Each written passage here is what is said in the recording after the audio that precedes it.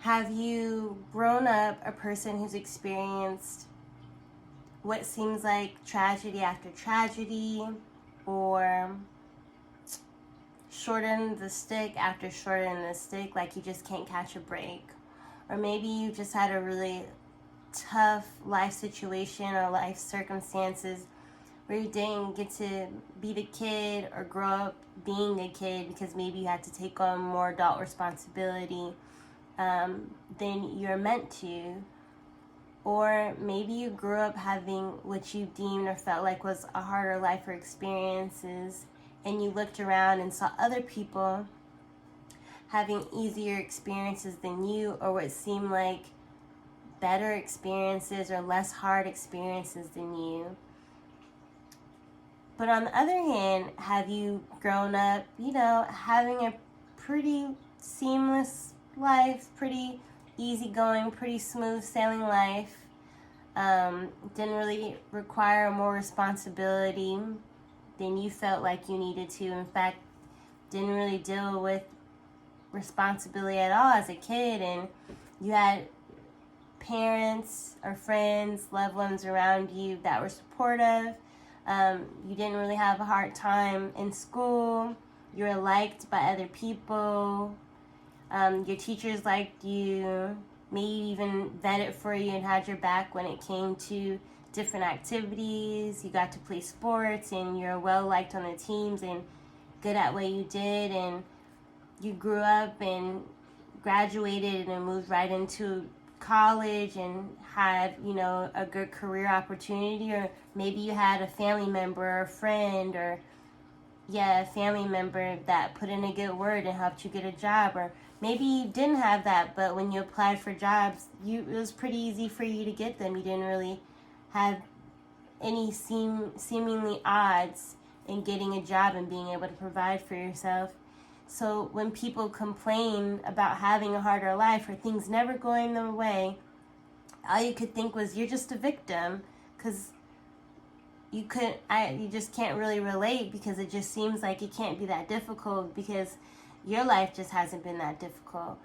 Well, I want to talk to you today about oppression versus privilege, and how they both show up and impact our spiritual growth, our soul growth, and how it also impacts how we see our own consciousness, our access to higher consciousness, and what we deem enlightenment. Stay with me.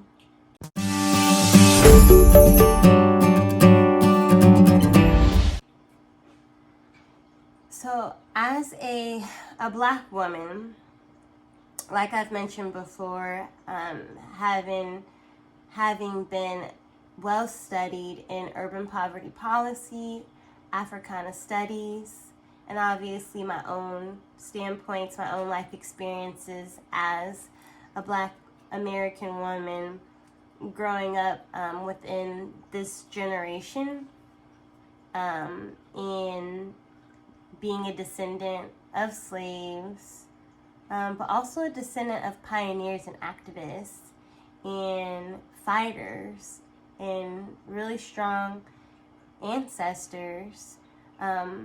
The topic of oppression, and systematic oppression specifically, always really gets me impassioned and really gets me riled up.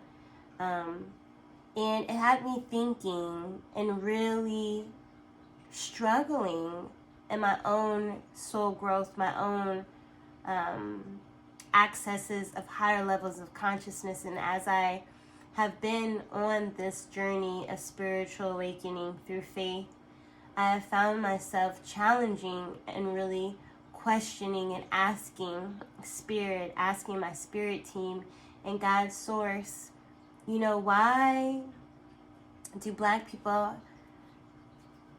have such a specific experience and such a hard experience?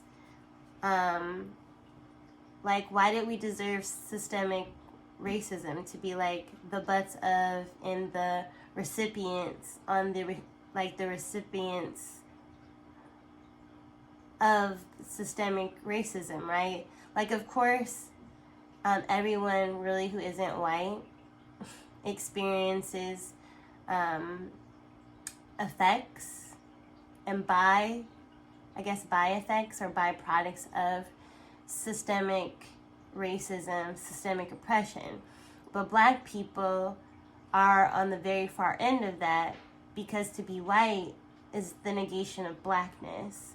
Yet whiteness, and as it operates, has so much ambiguity, so many different moving narratives and elements, moving parts, that it's meant to be hard to like pinpoint and tie down. And you can understand the conception of white privilege, because white privilege is simply being white means that you don't experience the systemic racism and tragedy, and you don't like extend from the history of like slavery and the effects of systemic racism that like Black people experience, and like persons of color that aren't white experience. So that being said, I would find myself questioning and trying to understand, like, Spirit and God's source, how are people who are oppressed, like Black people, especially Black people, supposed to know that they have this access to higher consciousness and enlightenment if they've been programmed generationally to believe that their life isn't even worthy of the same respect, that their life doesn't even have the same value as other lives? And that's not even just like conceptually, but that's been written into law, right? Like that has been tangibly written in, like, analyzed, written into law, implemented and incorporated at some point, at points within systems, within legislation, which to me just like still blows my mind. But it's very, very real. It's very tangible. It's very historical, and things that you can look up and pull the facts for, right? How can we understand as a collective whole, right? Like Black people as a collective, how are we supposed to know that we have this level of power within us that we can go deep in to access higher levels of consciousness, when we literally are just trying to survive on the day-to-day basis within systems that were built to harm us, systems that were built to vilify and criminalize us, and to kill us, to hunt us and kill us even at times. So I would struggle with that. And I got my answer. And the answer is this. And feel free to drop comments as you watch or after watching this video. But I got my answer. God's source and my spirit team, Spirit gave me the answer. They said that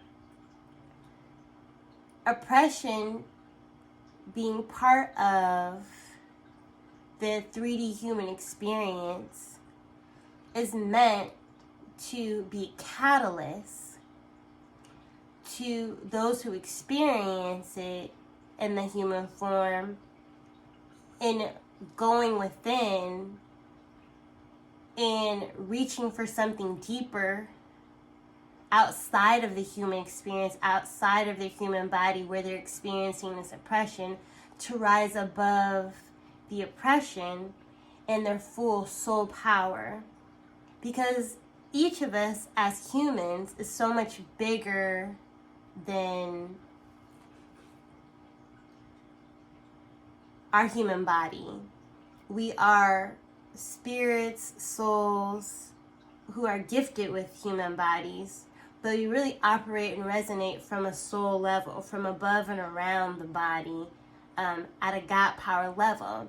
But because we are so tied to the human body and we live in low vibration, lower consciousness, we don't have this realization that we are not separated from God, that we are in fact God and one with God, and that we are individuals because we have separate bodies, because we have separate auric fields and auric systems, but we are still all one stream of consciousness tied into God.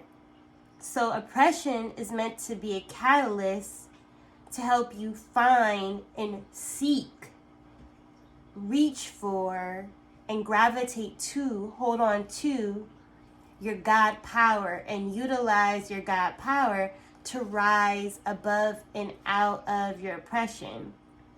You're meant to raise your consciousness by focusing deeper and wider than your immediate surroundings, your immediate inflictions even. And it creates a more streamlined path to that, right? Because you aren't consumed with the 3D matrix and all of the distractions of money, right? And of what humans and this 3D matrix has deemed success, happiness, fulfillment.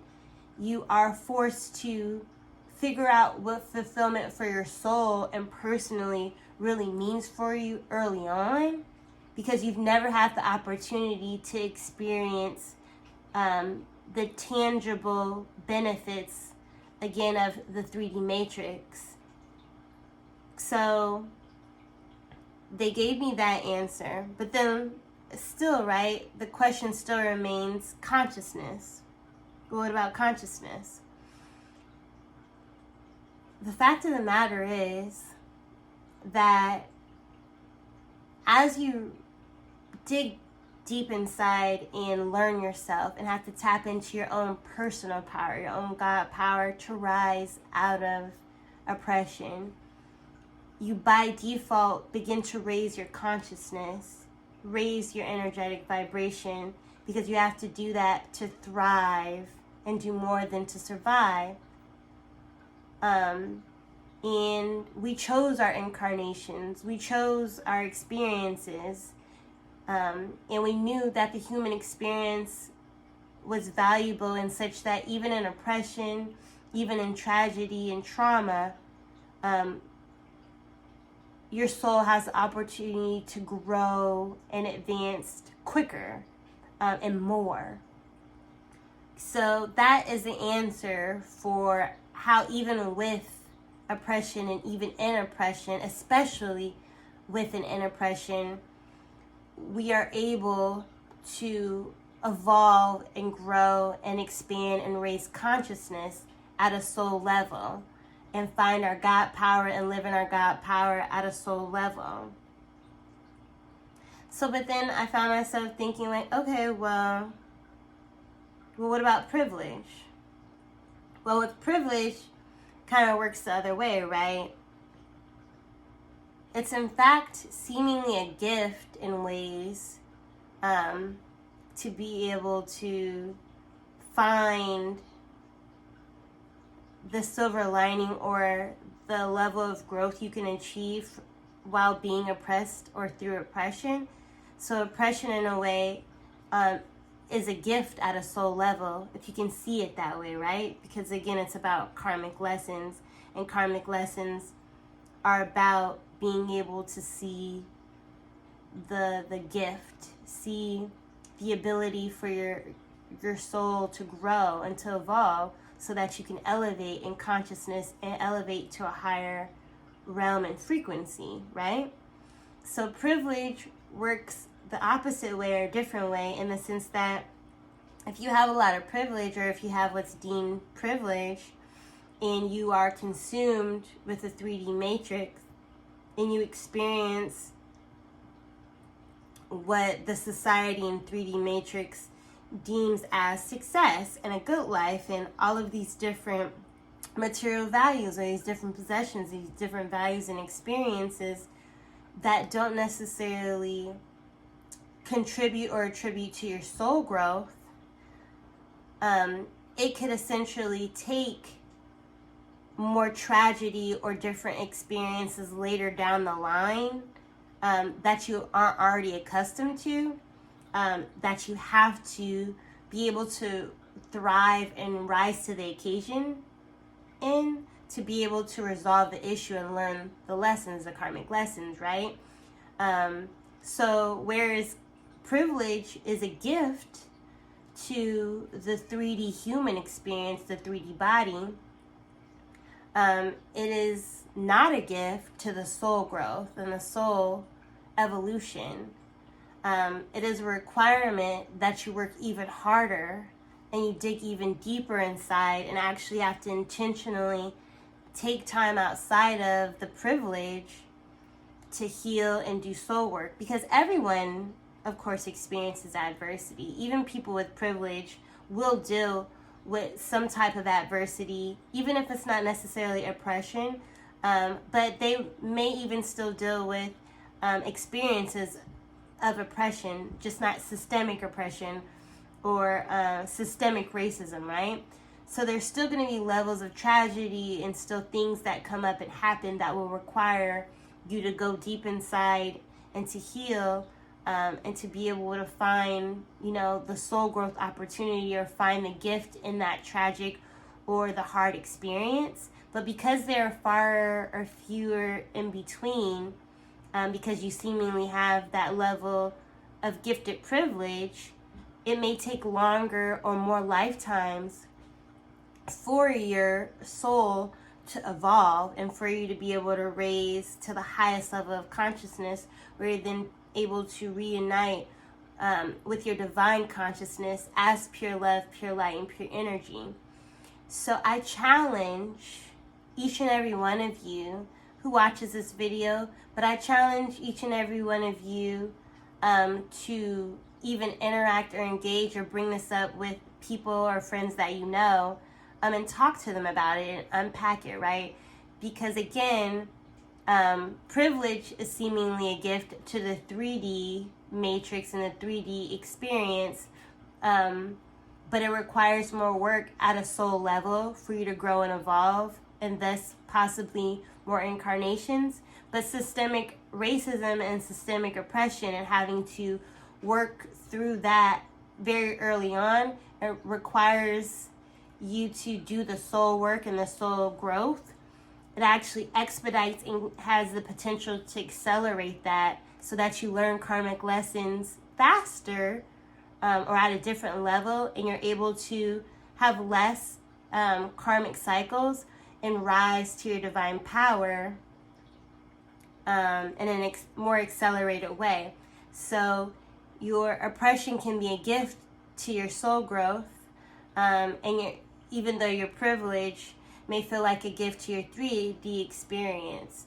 So again, I think that this concept or this understanding of how duality and polarity work together, and how they contribute to the overall, levels of consciousness and the whole universal laws of as within, so without, and as below, so below, as above.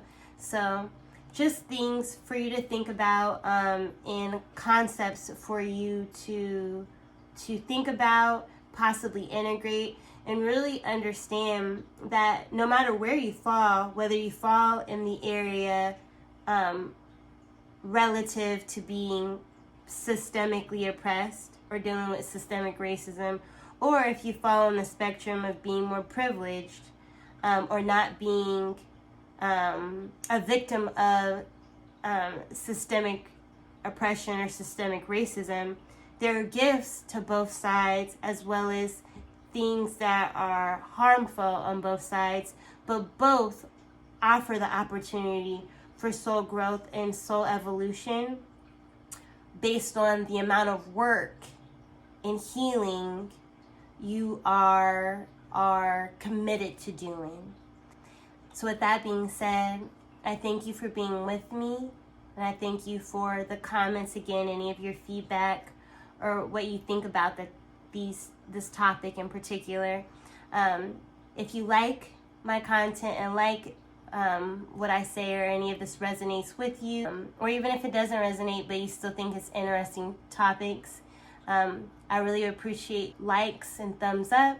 And then also, I'd love it if you subscribe. So thank you again, and I'll see you back here next time.